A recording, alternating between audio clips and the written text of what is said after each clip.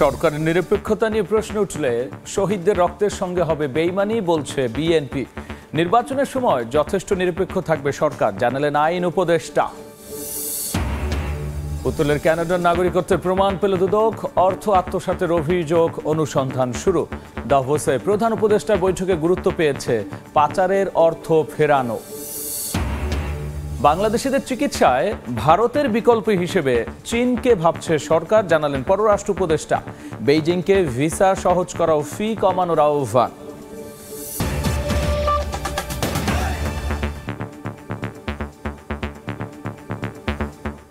জনপদের সময় সঙ্গে আছি আমি গোলাম রাব্বি।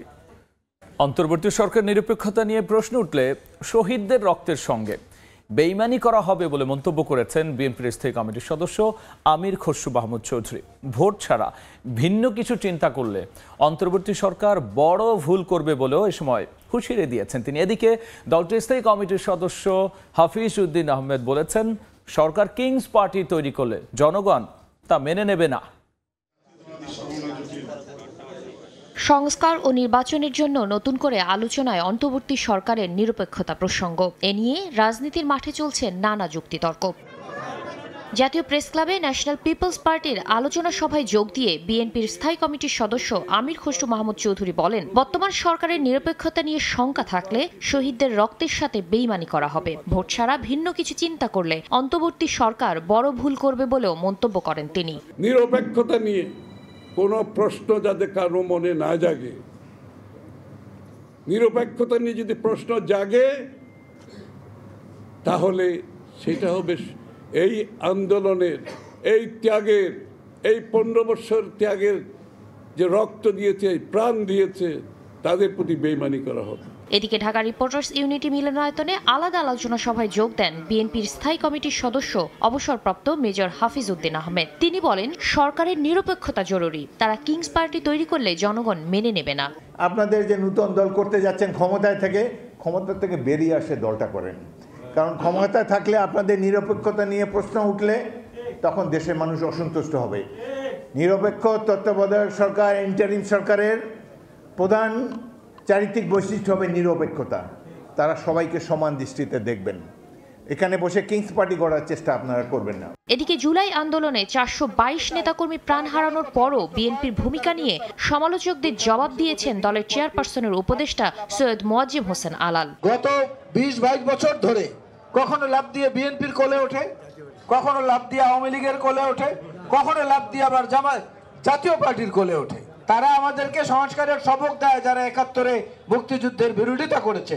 ফসল দিয়েছি আমরা, বীজ বপন করেছি আমরা, আগাছা পরিষ্কার করেছি আমরা, ফসল পেকেছে আমাদের সময়। আপনারা ফসল কেটেছেন, আপনাদের উপরে আক্রমণ না হয় আমরা পাহারা দিয়েছি, যে কারণে বিএনপির 422 জন নেতাকর্মী নিহত হয়েছে এই 1-1.5 মাসের আন্দোলনে। তুড়িয়ে দিয়ে সবকিছু উড়িয়ে দেওয়ার চেষ্টা করবেন না।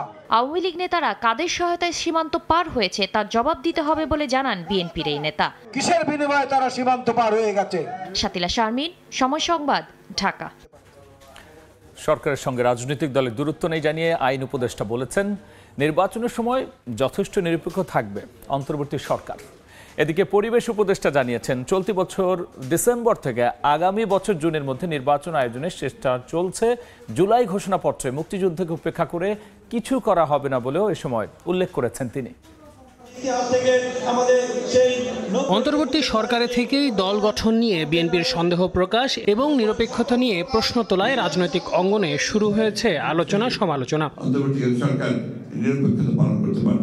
এর মধ্যেই রোববার এক ফেসবুক পোস্টে আইন উপদেষ্টা আসিফ নজরুল লেখেন, বিএনপির সাথে ছাত্র নেতাদের বা গণঅভ্যুত্থানের শক্তিগুলোর মধ্যে কোনো দূরত্ব বা ভুল বোঝাবুঝি কাম্য নয়। এদিন সচিবালয়ে সাংবাদিকদের প্রশ্নের জবাবে আইন উপদেষ্টা জানান, রাজনৈতিক দলের সঙ্গে সরকারের কোনো দূরত্ব নেই। নির্বাচনের সময় অন্তর্বর্তী সরকার যথেষ্ট নিরপেক্ষ থাকবে। এখনই উপদেষ্টা পরিষদে পরিবর্তন আসার মতো পরিস্থিতিও তৈরি হয়নি বলেও জানান ডক্টর আসিফ নজরুল। আমরা এখানে জয়েন করার পর থেকে শুনতেছি মন্ত্রী পরিষদ চেঞ্জ হবে, উপদেষ্টা চেঞ্জ হবে, সেই হবে, সেরকম কোনো আলাপ হয়নি। ভবিষ্যতে হতে পারে, কিন্তু কোনো রকম মানে সুনির্দিষ্ট এজেন্ডা ভিত্তিক বা গুরুত্ব দিয়ে এই ব্যাপারে কোনো আলোচনা হয়নি, এটা আপনাকে নিশ্চিত করতে পারি। এটা রাজনৈতিক বক্তব্য হিসেবে বলছে। অন্তর্বর্তী সরকারই যথেষ্ট নিরপেক্ষ থাকবে বলে আমরা কনফিডেন্ট। এদিকে চলতি বছর ডিসেম্বর থেকে আগামী বছরের জুনের মধ্যে নির্বাচন আয়োজনের চেষ্টা চলছে বলে জানিয়েছেন পরিবেশ উপদেষ্টা সৈয়দা রিজওয়ান হাসান। গ্রিন রোডের পানি ভবনে এক কর্মশালা শেষে সাংবাদিকদের এ কথা জানান তিনি। কমিশনগুলোর চূড়ান্ত প্রতিবেদনের ভিত্তিতে সংস্কার প্রক্রিয়াকে এগিয়ে নেওয়াকে সরকারের মূল কাজ উল্লেখ করে রিজওয়ানা বলেন, জুলাই ঘোষণাপত্রে মুক্তিযুদ্ধকে উপেক্ষা করে কিছুই করা হবে না।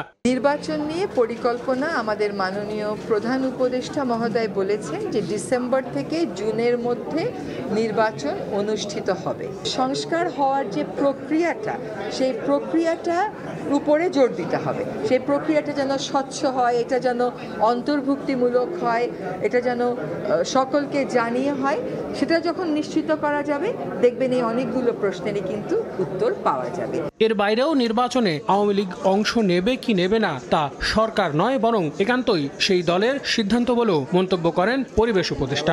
রাজনীতির মাঠে ফিরবে বা ফিরবে না, সেটা সেই দলের উপর নির্ভর করে। আল আমিন তুষার, সময় সংবাদ, ঢাকা। নির্বাচন ব্যবস্থা সংস্কার কমিশনের বেশ কিছু প্রস্তাবে ইসির স্বাধীনতা খর্ব হতে পারে বলে আশঙ্কা প্রকাশ করেছেন প্রধান নির্বাচন কমিশনার এএমএম নাসির উদ্দিন। সকালে আগারগাঁও নির্বাচন ভবনে তিনি বলেছেন, ডিসেম্বরে ভোট হলে অক্টোবরেই প্রস্তুতির ব্যবস্থা নিতে হবে। এদিকে রংপুরের নির্বাচন কমিশনার আবুল ফজল মোহাম্মদ সানাউল্লাহ বলেছেন, হারানো নির্বাচনী ব্যবস্থা ফিরিয়ে আনা এবারের ভোটে প্রধান চ্যালেঞ্জ। রোববার সকালে আগারগাঁও নির্বাচন ভবনে নির্বাচন কমিশন বিটে কর্মরত সাংবাদিকদের সংগঠন আরএফইডি আয়োজিত অনুষ্ঠানে অংশ নেন প্রধান নির্বাচন কমিশনার এএমএম নাসির উদ্দিন। চলমান সংস্কার, সীমানা পুনর্নির্ধারণ, নতুন দল নিবন্ধন সহ নানা বিষয়ে প্রশ্নের জবাব দেন তিনি। নির্বাচন ব্যবস্থাকে ঢেলে সাজাতে সংস্কার কমিশনের সুপারিশের বেশ কয়েকটি দিক তুলে ধরে আপত্তি জানান সিএসি। বলেন, এতে স্বাধীনতা খর্ব হতে পারে ইসির। আমার যে ভোটার রেজিস্ট্রেশন অন্যের কাছে দিয়ে দেওয়া অথবা যে ডিলিমিটেশন অন্যের কাছে দেওয়া, এটা আমার নির্বাচন কমিশনের যে ম্যান্ডেট, কনস্টিটিউশনাল ম্যান্ডেট সম্পূর্ণ বিরুদ্ধে, স্পিরিটের বিরুদ্ধে। আমরা কোনো পার্লামেন্টারি স্ট্যান্ডিং কমিটির উপর নির্ভরশীল হতে চাই না। আমাদের স্বাধীনতা অক্ষুণ্ণ রাখার জন্য এই জিনিসটা বাদ দিতে হবে। সিএসি বলেন, ডিসেম্বরে ভোট করতে হলে অক্টোবরের আগেই সংস্কারের সব কাজ শেষ করতে হবে। যদি মানে ডিসেম্বরে যদি ইলেকশন হতে হয়, আমি সেটাই বলছি, হতে হয় তাহলে অক্টোবরের মধ্যে যাতে আমি প্রস্তুতি নিতে পারি সেরকম ব্যবস্থা করতে হবে। আওয়ামী লীগ ভোটে অংশ নিতে পারবে কিনা এমন প্রশ্নের জবাবে সিএসির সাফ উত্তর, এটা রাজনৈতিক সিদ্ধান্ত। অনেক পলিটিক্যাল ডিবেট চলছে, তো we are also waiting to see how the political debate is going to be resolved. Awami League election করবে কি করবে না, এটা রাজনৈতিক সিদ্ধান্ত হবে, রাজনৈতিক দল সিদ্ধান্ত নেবে। এদিকে রংপুর আঞ্চলিক নির্বাচন কার্যালয়ে মত বিনিময় সভায় অংশ নিয়ে নির্বাচন কমিশনার মোহাম্মদ সানাউল্লাহ জানান, হারানো নির্বাচনী ব্যবস্থা ফিরিয়ে আনাই হবে ইসির বড় চ্যালেঞ্জ। বর্তমান নির্বাচন কমিশনের অধীনে যা যা করা প্রয়োজন তাই করা হবে, যাতে করে সবাই সমভাবে সবার দিকে তাকান। বিগত সময়ে প্রিজাইডিং ও পোলিং অফিসাররা সঠিকভাবে কাজ করতে পারেনি দাবি করে তিনি জানান, এবার দায়িত্ব দেয়া হবে নিরপেক্ষদের। যা যা করা প্রয়োজন। কাউসার চৌধুরী কুমু, সময় সংবাদ, ঢাকা। জনপদের সময় আরও থাকছে।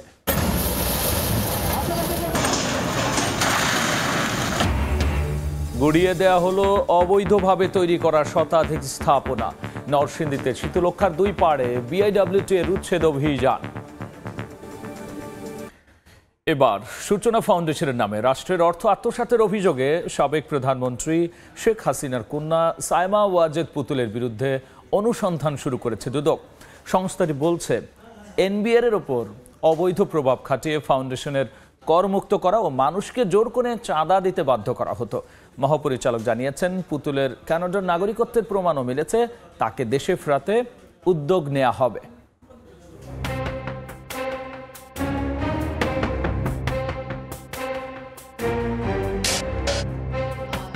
2014 সালে অটিজম শিশুদের মান উন্নয়নে শেখ হাসিনা কন্যা সায়মা ওয়াজেদ পুতুলের নেতৃত্বে প্রতিষ্ঠিত হয় সূচনা ফাউন্ডেশন। প্রতিষ্ঠার পর থেকে সরকারি অনুদানের পাশাপাশি সামাজিক রাজনৈতিক সংগঠনের পক্ষ থেকেও জমা হতে থাকে মোটা অঙ্কের টাকা। দুদক বলছে ক্ষমতার প্রভাব খাটিয়ে জোরপূর্বক ফাউন্ডেশনের সদস্য করা ও অনুদান দিতে বাধ্য করেন পুতুল। এমনকি প্রতিষ্ঠানে অনুকূলে দান করা অর্থের উপর বছরের পর বছর আয়কর মওকুফ করে জাতীয় রাজস্ব বোর্ড। এভাবে রাষ্ট্রের টাকা লোপাট করেন শেখ হাসিনা কন্যা। এছাড়া স্বাস্থ্য মন্ত্রণালয়ের অটিস্টিক সেলকে ব্যবহার করে প্রকল্পের নামে 450 কোটি টাকা লোপাট সহ নিয়েছেন নানা সুবিধা, যা খতিয়ে দেখছে সংস্থাটি। সূচনা ফাউন্ডেশন, দ্বৈত নাগরিকত্ব, সবগুলো বিষয়ে আমাদের অনুসন্ধান দল কাজ করছেন এগুলি নিয়ে, এবং এগুলিও প্রাপ্তি সাপেক্ষে এগুলি পর্যালোচনা করবেন। সেগুলির সাথে তার নিয়োগ, তার অর্থ আত্মসাৎ কিংবা কর ফাঁকির সবগুলো বিষয়ই অনুসন্ধান দল বিবেচনা করবে। পুতুলের কানাডার নাগরিকত্বের প্রমাণও পেয়েছে দুদক। বলছে মামলার আসামি হিসাবে তাকে দেশে ফেরাতে উদ্যোগ নেওয়া হবে। আপনারা সবাই জানেন তিনি দেশের বাইরে আছেন, সুতরাং তাকে দেশে ফেরত আনার বিষয়ে কী কী কার্যক্রম গ্রহণ করা যেতে পারে সেই সবগুলো বিষয়ে আমাদের অনুসন্ধান দল বিবেচনা করবেন। এদিন সাবেক ধর্মমন্ত্রী ফরিদুল হক খান ও তার স্ত্রীর বিরুদ্ধে 4 কোটি টাকার অবৈধ সম্পদ ও 52 কোটি টাকার সন্দেহজনক লেনদেনের অভিযোগে মামলা করেছে দুদক। তাসলিম তৌহিদ, সময় সংবাদ, ঢাকা। ভারতের ভিসা না পাওয়ায় বাংলাদেশিদের চিকিৎসার জন্য চীনের কুনমিংকে বিকল্প হিসেবে ভাবছে সরকার। চীন সফর থেকে ফিরে ব্রিফিংয়ে একথা জানিয়েছেন পররাষ্ট্র উপদেষ্টা মোহাম্মদ তৌহিদ হোসেন। আর এ লক্ষ্যে চীনের ভিসা সহজ করা এবং ভিসা ফি কমানোর আহ্বানও জানানো হয়েছে। আর ব্রহ্মপুত্র নদীতে বাঁধ নির্মাণের বিষয়ে উদ্বেগ জানালেও তিস্তা মহাপরিকল্পনা নিয়ে চীনের সঙ্গে কোনো আলোচনা হয়নি বলে এ সময় জানিয়েছেন পররাষ্ট্র উপদেষ্টা। হসপিটাল তারা তো করে দিতে আমাদেরকে রাজি হয়েছে, বড় হসপিটাল, সেটার স্থান নির্বাচন নিয়ে কথাবার্তা চলছে। আমি বলেছি যে আমরা আমাদের হাতে সুন্দর জায়গা আছে হচ্ছে পূর্বাঞ্চলে। আমি এছাড়াও আহ্বান জানিয়েছি আরেকটি টার্সিয়ারি হসপিটাল, সেটা পাবলিক প্রাইভেট পার্টনারশিপে হতে পারে। সেটা এমনকি যদি তাদের কোনো প্রাইভেট পার্টিও এখানে আসে যারা প্রাথমিকভাবে বড় একটা হসপিটাল করবে। জনপদের সময়ে আরও থাকছে। জামালপুরের মাদারগঞ্জে গ্যাস কূপে অনুসন্ধান শুরু। দৈনিক 10 মিলিয়ন ঘনফুট উত্তোলন সম্ভব। প্রায় 30 বছর পর্যন্ত পাওয়ার আশা পেট্রো বাংলার। নরসিংদীর ঘোড়াশালে শীতলক্ষা নদীর দুই পাড়ে 3 শতাধিক অবৈধ স্থাপনা উচ্ছেদ অভিযান চালিয়েছে বিআইডব্লিউটি। সকাল 11টা থেকে বিআইডব্লিউটি নির্বাহী ম্যাজিস্ট্রেট মোহাম্মদ জিয়াউর রহমানের নেতৃত্বে ঘোড়াশাল বাজার থেকে সাদ্দাম মার্কেট পর্যন্ত অভিযান চালানো হয়। বিআইডব্লিউটি কর্মকর্তারা জানিয়েছেন ঘোড়াশাল বাজার থেকে চর ঘোড়াশাল শ্মশানঘাট পর্যন্ত 10 একর এলাকা জুড়ে 3 শতাধিক অবৈধ স্থাপনা গড়ে উঠেছে। এসব স্থাপনা সরিয়ে নিতে 7 দিন আগে নোটিশ দেওয়া হয়। এরপরও স্থাপনা সরিয়ে না নেয় অভিযান চলছে বলে জানান কর্মকর্তারা। গোপালগঞ্জে অপহরণ চক্রের 5 সদস্যকে আটক করা হয়েছে। বিকেলে সদর উপজেলার দুর্গাপুর ইউনিয়নের ডোমরাসুর গ্রাম থেকে তাদের আটক করা হয়।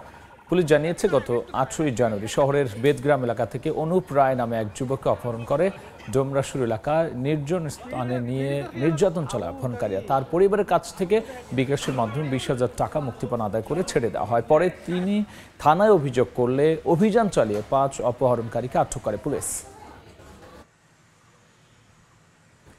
এদিকে চট্টগ্রামে 3 অপহৃতকে উদ্ধার করেছে নগর গোয়েন্দা পুলিশ। গ্রেফতার করা হয় 4 অপহরণকারীকেও। পুলিশ জানায় শনিবার পাঁচলাইশ থানার হিল ভিউ আবাসিক এলাকা থেকে সকাল 10:30 থেকে বিকেল 4টার মধ্যে ওই 3 জনকে অপহরণ করা হয়। এরপর তাদের আটকে রেখে 9 লাখ টাকা মুক্তিপণ দাবি করা হয়। খবর পেয়ে পুলিশ অভিযান চালিয়ে তাদের উদ্ধার করে। এ সময় 5টি মোটরসাইকেল, 10টি দেশীয় অস্ত্রসহ গ্রেফতার করা হয় 4 অপহরণকারীকে। জামালপুরের মাদারগঞ্জের তারতাপাড়া গ্রামে গ্যাসকূপ জামালপুর 1 অনুসন্ধান প্রকল্প শুরু হয়েছে। প্রতিদিন এই প্রকল্প থেকে 10 মিলিয়ন ঘনফুট গ্যাস উত্তোলন করা সম্ভব বলে আশা পেট্রো বাংলার। 2012 সালে তারতাপাড়া গ্রামে রবিউল ইসলাম নামে এক কৃষক তার ধান খেতে ওঠা গ্যাস দিয়ে কৃষি জমিতে সেচ যন্ত্র ব্যবহার করে আসছিলেন। এমন খবরে জামালপুরের জেলা প্রশাসন ওই গ্রামে গ্যাস পাওয়ার সম্ভাবনার কথা জানিয়ে পেট্রো বাংলা কর্তৃপক্ষকে লিখিতভাবে অবহিত করে। এরপর দ্বিমাত্রিক জরিপ কাজ শেষ করে 2017 সাল থেকে গ্যাস অনুসন্ধান প্রকল্পের কাজ শুরু করে পেট্রো বাংলা। জরিপ শেষে এখন চলছে গ্যাস অনুসন্ধান কাজ। এই কাজটা আমাদের যদি কোনো ট্রাবল না থাকে তাহলে আমাদের নির্ধারণ করা আছে 90 দিন। তো আমরা ইনশাল্লাহ এর ভিতরে চেষ্টা করব। আমরা পরবর্তীতে কিন্তু একটা ক্লোজ গ্রিড আমরা কিন্তু একটা 2D করেছি। তাছাড়া একটা জাপানিজ একটা কোম্পানি এখানে সাইসমিক সার্ভে করে এই এরিয়াতে, তারাও কিন্তু এখানে আমাদেরকে বলেছে যে এখানে একটা ভালো তেলেরও একটা লেয়ার আছে এবং গ্যাসেরও একটা স্যান্ড আছে। প্রতিদিন এখান থেকে 10 মিলিয়ন ঘনফুট গ্যাস উত্তোলন হবে। এটা 25 থেকে 30 বছর পাওয়া যাবে বলে জানায় পেট্রোবাংলা। প্রতিদিন আমাদের এখান থেকে 10 মিলিয়ন ঘনফুট এখানে উৎপাদিত হবে, গ্যাস উত্তোলন করা হবে এবং 20 বছর থেকে 25 বছর পাওয়া যাবে এটা, এবং এটার বাজার মূল্য অনেক বেশি। আমরা কমপক্ষে 10 MMCFD গ্যাস এখান থেকে পাবো এবং সেটা 25 থেকে 30 বছর আমরা দিতে পারবো। আমাদের সার্ভে রিপোর্ট তাই বলে। প্রায় 6 একর জমির উপর এই প্রকল্পের ব্যয় ধরা হয়েছে 168 কোটি টাকা। সময় সংবাদ, জামালপুর। জনপদের সময় শীর্ষ সংবাদ জানিয়ে দিচ্ছে আরও একবার। সরকারের নিরপেক্ষতা নিয়ে প্রশ্ন উঠলে শহীদদের রক্তের সঙ্গে হবে বেইমানি বলছে বিএনপি। নির্বাচনের সময় যথেষ্ট নিরপেক্ষ থাকবে সরকার, জানালেন আইন উপদেষ্টা। পুতুলের কানাডার নাগরিকত্বের প্রমাণ পেল দুদক, অর্থ আত্মসাতের অভিযোগ অনুসন্ধান শুরু। দাভোসে প্রধান উপদেষ্টার বৈঠকে গুরুত্ব পেয়েছে পাচারের অর্থ ফেরানো।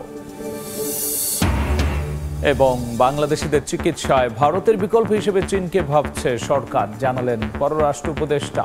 বেইজিংকে ভিসা সহজ করা ও ফি কমানোর আহ্বান।